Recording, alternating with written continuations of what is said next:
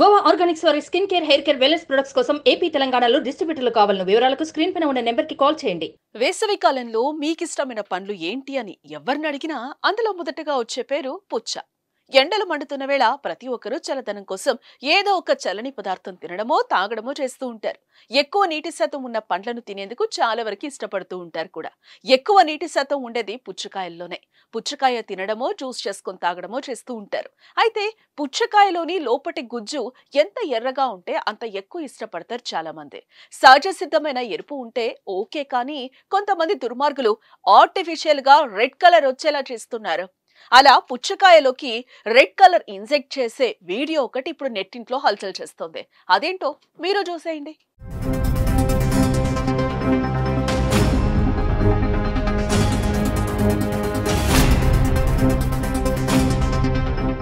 అక్కడ ఓ యువకుడు ఏదో కెమికల్లో నీళ్లు కలుపుతున్నాడు.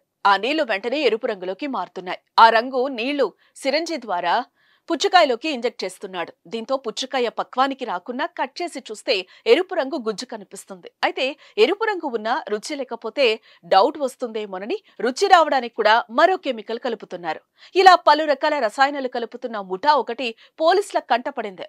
అరెస్ట్ చేసిన పోలీసులు ఇలా ఎవరూ మోసపోకూడదని కల్తీ పుచ్చ తయారు చేసే విధానాన్ని వీడియో తీసి సోషల్ మీడియాలో పోస్ట్ చేశారు.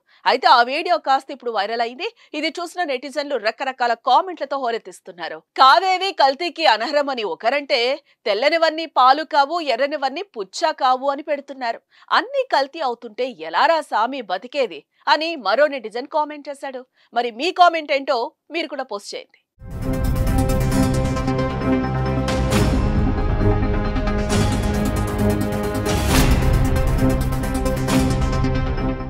సుమన్ టీవీలో మీ పర్సనల్ అండ్ బిజినెస్ ప్రమోషన్స్ కోసం కింది నెంబర్కి కాంటాక్ట్ చేయండి.